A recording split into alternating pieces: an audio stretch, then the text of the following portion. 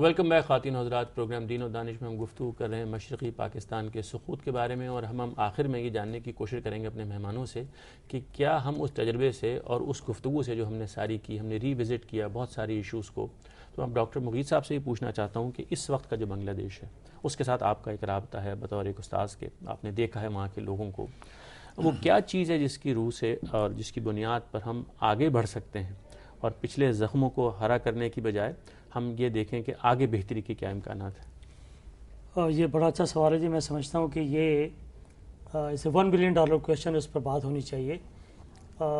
ہمارا چونکہ MOU ہے ڈھاکہ یونیورسٹی کے ساتھ ہمارے شعبے کا، مجھے کئی بار جانے کا اتفاق ہوا.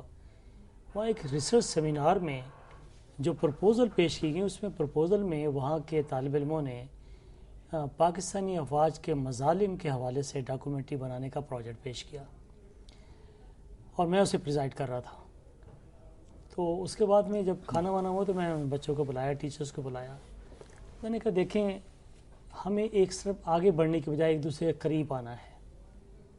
تو میں نے پولائٹلی، بجائے اس کے میں کنفرنٹیشن کرتا، میں نے کہا کہ مجھے کتنی خوشی ہوتی اگر ہم یہ موضوع رکھتے کہ ہم کس طریقے سے دوبارہ اور ایک اچھے دوستوں کی طرح ہم مل سکتے ہیں. اس پر کوئی ڈاکومنٹری بنتی، اور جو امپیڈیمنٹس ہیں ہمارے، اس کے رکاوٹ ہے دوستی میں اور تعلقات میں، اس پر ہم بات کرتے. 24 گھنٹے کے بعد اگلے دن شام کو ان کی ایڈوائزر خاتون تھیں، ٹیچر، اور وہ اسٹوڈنٹ آیا. اس نے کہا جی آپ بتائیں آ کر کہ اس کی جگہ کیا الٹرنیٹو ہو سکتا ہے.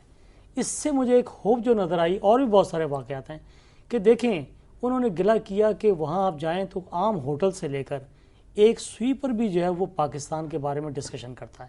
اتنا سیاسی طور پر میچیور اور اتنا الرٹ ہے کہ پاکستان کے انتخابات ہو رہے تھے، یہ فروری کا مہینہ تھا، مشرف کا زمانہ تھا، میں وہاں تھا.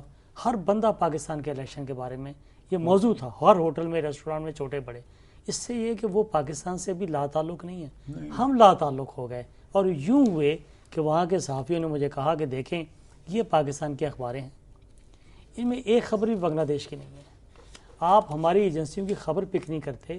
آپ ہمارے یہاں کیا ہو رہا ہے، کتنی تبدیلی آئی ہے، ہمارا کلچر کیا ہے، ہم کس طرف ڈیولپ کر رہے ہیں، کیا کر رہے ہیں، آپ کا یہاں کوریج نہیں ہوتا.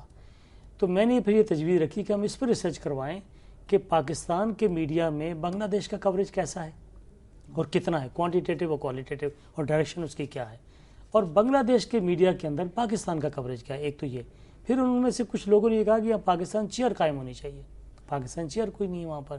پھر انہوں نے کہا جی پاکستان اور بنگلہ دیش کی دوستی کی انجمن ہے، اس کو فروغ دیا جائے، یہ ہونا چاہیے. ایکسچینج پروگرام ہمارا اسٹوڈنٹس کا نہیں، جو نسل ہے ہماری آج کی نسل، ہمیں اس پر توجہ دینے کی ضرورت ہے.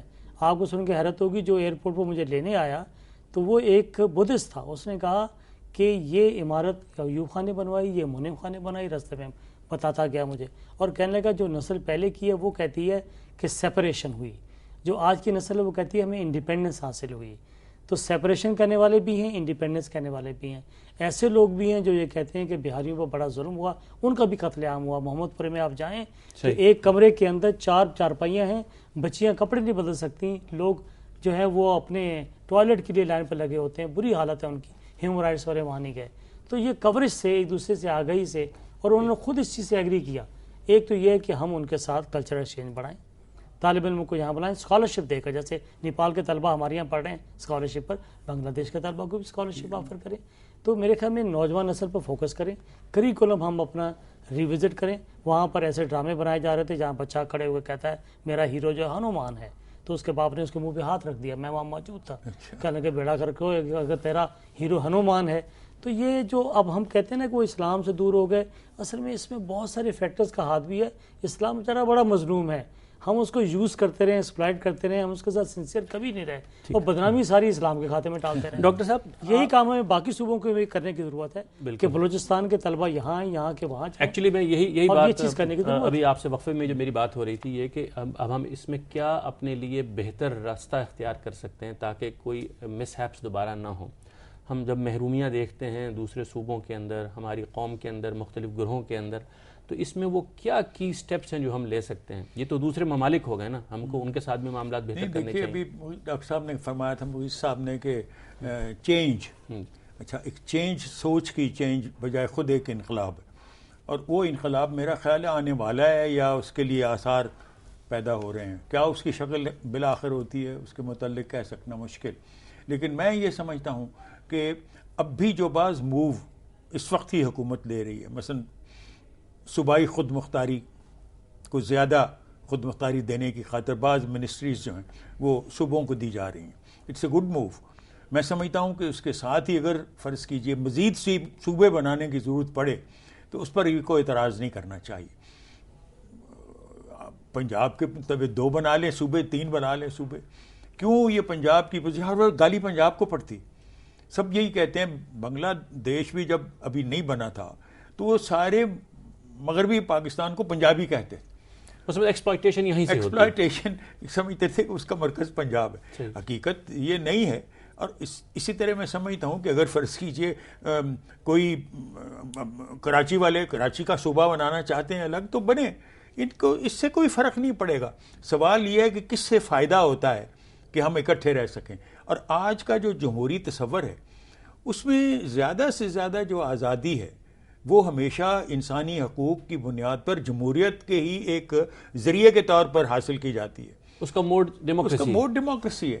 تو آپ اس کے متعلق یہ کنزرویٹو تھنکنگ جو ہے آپ کو اس کو چھوڑنا پڑے گا. You will have to think in liberal terms کہ بھئی نئے تجربے کریں، کیا پروگریسو رہیں، آگے بڑھیں، پازیٹیو تھنکنگ رکھیں. میں سمجھتا ہوں کہ ہماری جو کنزرویٹو اپروچ ٹو اسلام ہے اس کا اثر پاکستان اور بنگلہ دیش کی بریک اپ میں اس کا اثر ہوا ہے. ہماری سوچ کنزرویٹو ہے.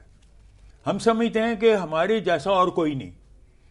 جب یہ سوچ ہو جائے اور اس کے ساتھ آپ مذہب کی اقدار بھی منسلک کر رہے ہیں اور اپنی خامیوں کو ہمیشہ چھپانے کی کوشش کریں تو پھر نتیجہ اس کا یہی نکلتا ہے. ٹھیک، منافقت. ناجی صاحب میں آپ سے اب یہ جاننا چاہتا ہوں کہ یہ کسی بھی قوم کی ترقی کرنے کے لیے یہ ضروری ہوگا کہ اس کے اندر کچھ قومی آدرش ہوں، اس قوم کا کوئی اپنا ترقی کا تصور ہو، اس کا کوئی نیشنل ایشوز کے بارے میں کوئی اس کی پرائیورٹیز ہوں، اس میں کچھ عصبیتیں ایسی ہوں مثبت طور پر اگر ہم یہ لفظ استعمال کریں تو ان کی اسٹرینتھ ہو جس سے وہ قوم انٹیگریٹ ہو. اس لحاظ سے آپ کیا کیا چیزیں گنوانا پسند کریں گے؟ دیکھیں جی، قوموں کی انٹیگریشن کے لیے کوئی نصاب نہیں ہے. یہ تو ایک مسلسل عمل کا نام ہے. اب ہمارے ہاں تو یہی ہوتا ہے، جیسے ابھی بے شمار تجاویز آئیں اور ساری کی ساری تجاویز اچھی ہیں، مگر میں اپنے کچھ جو ساتھی ہیں سینئر ڈاکٹر صاحب، میں ان کو یاد کراؤں گا کہ ایسا کون سا کام ہے جو ہم نے نہیں کیا تھا مشرقی پاکستان میں. ہم نے نیشنل انٹیگریشن کے لیے، ان کے دوست تھے الطاف غور صاحب، انہوں نے ایک فورم بنا دیا تھا. ہم نے مشرقی اور مغربی پاکستان میں انٹیگریشن کے لیے شادیاں کرنے والے بچوں کو وظائف دے دیے تھے، ان کو برات دے دی تھیں، ان کو نوکریاں دے دی تھیں. لیکن یہ ڈھکوسلے ہوتے ہیں، ان چیزوں سے کچھ نہیں ہوا کرتا. ہوتا یہ ہے کہ مجموعی معاشرہ آگے کس طرح سے بڑھ رہا ہے، کیا ترقی کے عمل میں سارے شریک ہیں، کیا اس کے ثمرات میں سارے شریک ہیں، کیا سب کے مفادات مشترک ہو چکے ہیں، کیا سب ایک ہی منزل کی طرف، منزل کیا ہے؟ خوشحالی کی منزل، اس کی طرف بڑھ رہے ہیں. مسلمان تو سب ہیں، کون اسلام کو چھوڑتا ہے؟ بات یہ ہے کہ آپ جس ملک میں رہتے ہیں اس ملک میں آپ نے اپنے مشترک مفادات کو آگے بڑھانے کے لیے کیا کیا، کتنے لوگوں کو اس میں شریک ہوا. پاکستان تو اب اس حالت کو پہنچ چکا ہے کہ یہاں کی 60% آبادی اپنے ملک کے جو بھی اس کے محنت کے ثمرات ہیں ان کو حاصل کرنے میں بھی ناکام ہے.